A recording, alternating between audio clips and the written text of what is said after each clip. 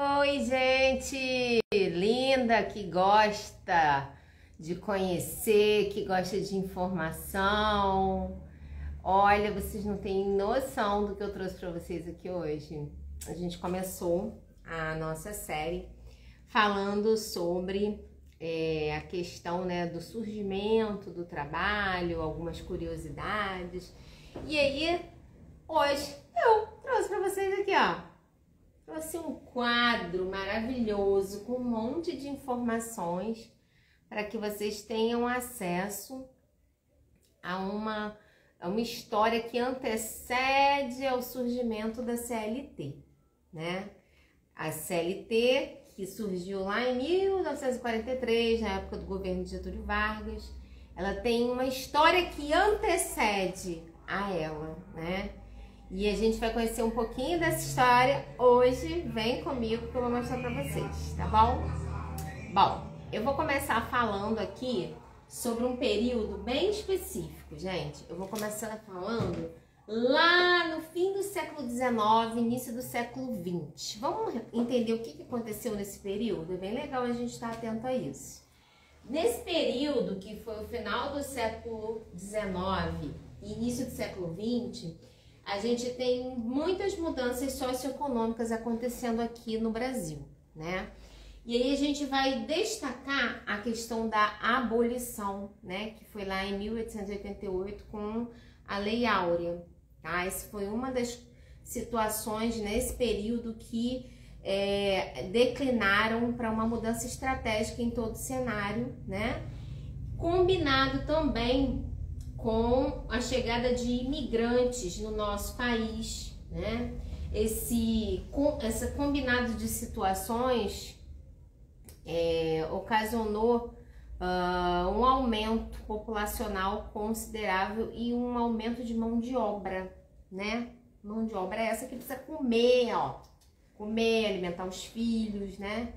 Então, todo esse conjunto de situações no final do século XIX, início do século XX, vão criar aí esse cenário de aumento populacional. Combinado com isso, a indústria se desenvolve, né? A chegada da máquina e vários outros eventos combinados nesse período do início do século XX, propiciam, né, que haja aí uma busca de mão de obra, né?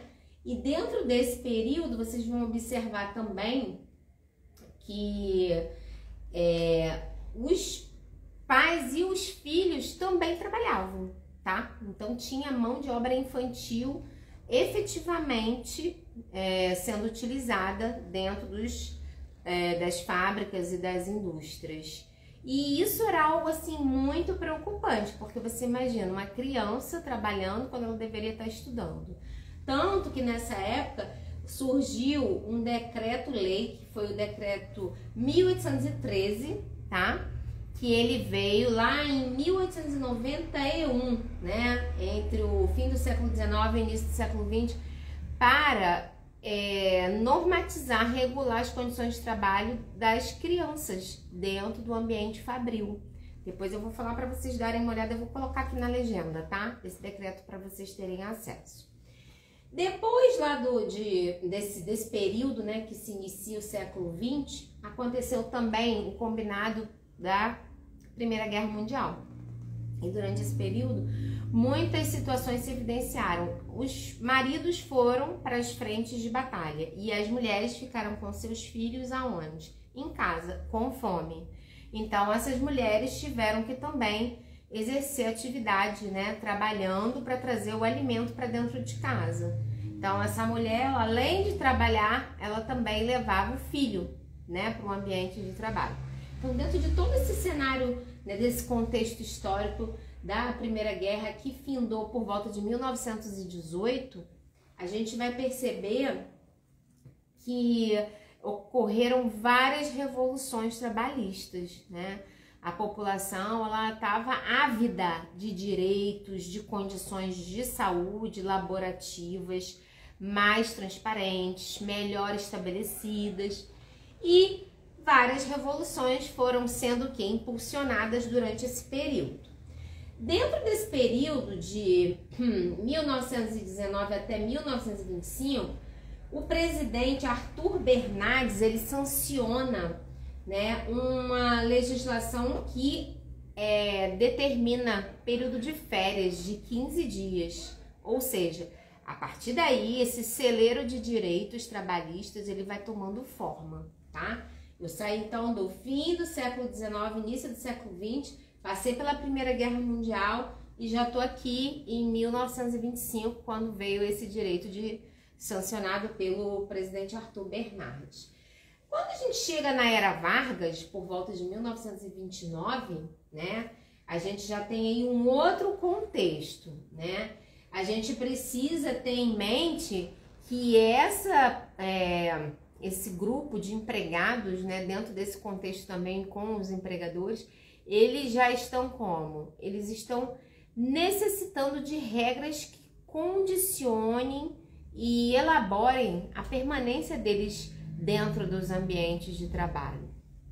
E é justamente dentro desse combinado, desse cenário, que entre 1919 e 1940 é assinado o primeiro decreto-lei, né, que foi o Decreto-Lei 2162, instituindo o primeiro salário mínimo federal.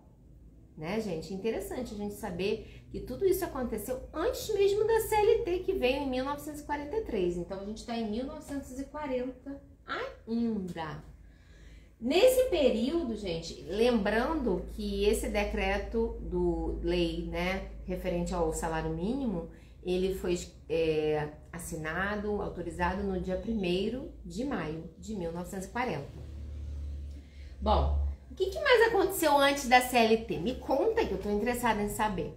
Aconteceu que também até 1943, né, a gente tem aí o que a gente chama de Estado Novo. E nesse período, em razão de todo esse histórico de situações, desde o finalzinho do século XIX até o início do século XX, veio finalmente a CLT para oficializar, para criar aí uma espécie de cenário jurídico favorável ao empregado. Mas, gente, muita água rolou desde então e ainda muita água há de rolar, né? Eu passei aqui rapidinho para fazer essa retrospectiva. Não quero que vocês esqueçam que tudo isso aqui que eu relatei antecede a 1943, tá? Ou seja, desde o fim do século XIX até 1943, a gente tem esse monte de situações acontecendo. E a principal delas, o nosso povo em busca de direitos, né? Essa é a maior lição de hoje de conhecimento. Um beijo, espero que vocês tenham gostado.